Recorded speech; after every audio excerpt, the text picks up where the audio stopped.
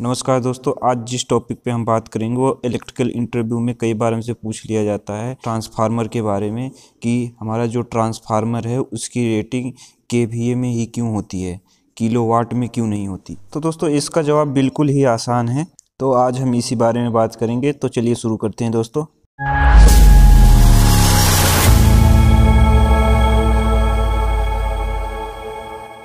तो दोस्तों हमसे कई बार इंटरव्यू में पूछ लिया जाता है कि जो हमारी मोटर है इसकी रेटिंग किलोवाट में है और हमारा जो ट्रांसफार्मर है इसका जो है रेटिंग केवीए में क्यों है। तो दोस्तों इसका जवाब बिल्कुल ही सिंपल सा है।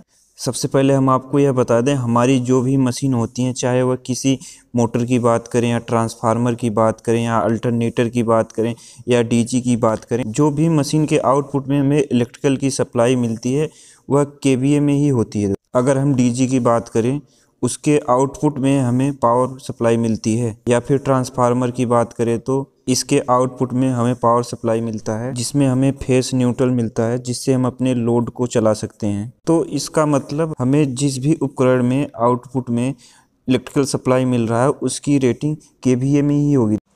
तो इसमें हमें आउटपुट में इलेक्ट्रिकल सप्लाई मिल रही है तो इसकी रेटिंग हमें केवीए में ही देखने को मिलेगी। तो इस बात से आपको समझ में आ गया होगा कि जिस भी डिवाइस के आउटपुट में इलेक्ट्रिकल सप्लाई मिलेगी उसकी रेटिंग केवीए में ही होगी। चाहे हम दोस्तों ट्रांसफार्मर की बात करें, चाहे डीसी की बात करें या हम अल्टरनेटर की बात करें, इन सभी की रेटिंग हमें केवीए में ही देखने को मिलेगी। और अगर हम किलोवाट की बात करें दोस्तों कि हमें किलोवाट की रेटिंग किस किस डिवाइस में देखने को मिलती है या हमारा कौन कौन से उपकरण किलोवाट में आते हैं, तो यह भी समझना बहुत आसान है दोस्तों। तो जो भी मशीन हमसे इनपुट में इलेक्ट्रिकल सप्लाई लेती है और आउटपुट में हमें मैकेनिकल एनर्जी देती है या हीट एनर्जी देती है, उसकी रेटिंग हमें किलोवाट में देखने को ही मिलेगी। अगर मैकेनिकल एनर्जी की बात करें तो जब हम अपनी मोटर को इनपुट दे के उसे स्टार्ट करेंगे तो उसके अंदर का जो रोटर है वो घूमेगा, तो जिससे हम कोई भी मैकेनिकल उपकरण चला सकते हैं। और अगर हीट एनर्जी की बात करें तो जैसे कि हमारा हीटर हो गया,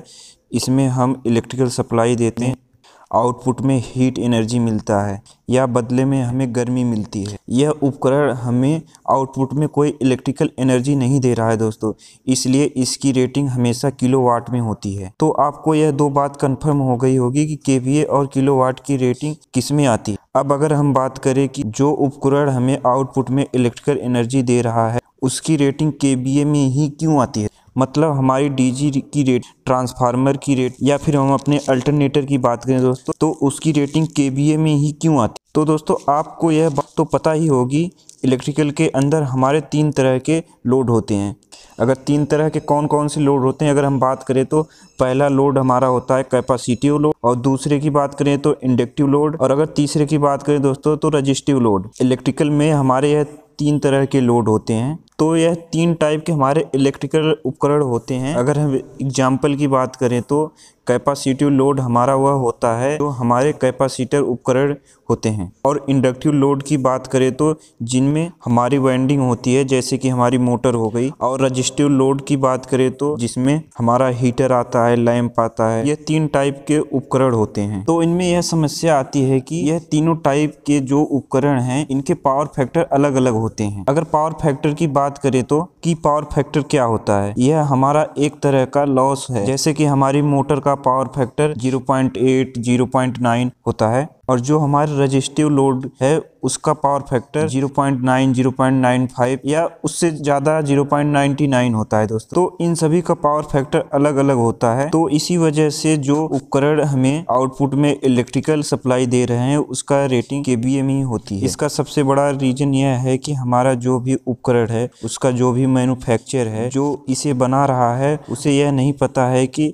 इससे जो आउटपुट में इलेक्ट्रिकल सप्लाई मिलेगी उस पर किस तरह का लोड जोड़ा जाएगा। जैसा कि इस पर हम हीटर भी चला सकते हैं या फिर कैपेसिटिव लोड भी चला सकते हैं या फिर हम इस पे इंडक्टिव लोड चला सकते हैं। अगर हम इस पे इंडक्टिव लोड चला देंगे तो हमारा पावर फैक्टर 0.8 रह जाएगा। इसलिए जो भी मैन्युफैक्चर है उससे पता नहीं है कि आउटपुट में किस तरह का लोड जुड़ेगा। इसलिए जो भी उपकरण में हमें इलेक्ट्रिकल सप्लाई देती है उसकी रेटिंग केवीए में ही होती है दोस्तों। इसमें एक बात यह पता होनी चाहिए कि अगर कोई भी उपकरण की रेटिंग आपके पास केवीए में है तो उस पर कितने किलोवाट का लोड जोड़ा जा सकता है। अगर आप मान लीजिए कि आपके पास 2000 केवीए का डीजी है या ट्रांसफार्मर है, तो जैसा कि हमने पहले बता दिया कि मैन्युफैक्चरर को यह नहीं पता है कि इस पर 0.8 या 0.9 कितने पावर फैक्टर वाला लोड जोड़ेंगे। तो अगर आपको पता है कि जो भी उपकरण आप चला रहे हैं उसका पावर फैक्टर क्या है, तो उसे हम केवीए से मल्टीप्लाई कर देंगे। जैसा कि अगर हमारा पावर फैक्टर 0.9 है या अगर हम 0.9 के पावर फैक्टर वाले लोड को जोड़ रहे हैं तो हमें 2000 को 0.9 से मल्टीप्लाई करना होगा। जब हमने इसको मल्टीप्लाई किया तो हमारा आंसर आ गया 1800 किलोवाट। तो मुझे यह पता चल गया कि इस पर मैं सिर्फ 1800 किलोवाट तक का ही लोड जोड़ सकता हूँ। ऐसे ही अगर हमें 0.8 पावर फैक्टर वाले लोड को चलाना है तो 2000 को मल्टीप्लाई 0.8 करेंगे तो पता चल जाएगा हम इस पर 1600 किलोवाट तक का ही लोड चला सकते हैं। तो दोस्तों यही रीजन होता है कि ट्रांसफार्मर की रेटिंग केवीए में होती है, हमेशा किलोवाट में नहीं होती। तो दोस्तों उम्मीद है कि इससे जुड़ी सारी डाउट्स क्लियर हो गए होंगे। तो दोस्तों वीडियो अच्छा लगे तो वीडियो को लाइक करें, हमारे चैनल को सब्सक्राइब करें। फिर मिलेंगे अगले नेक्स्ट वीडियो में, तब तक के लिए जय हिंद दोस्तों।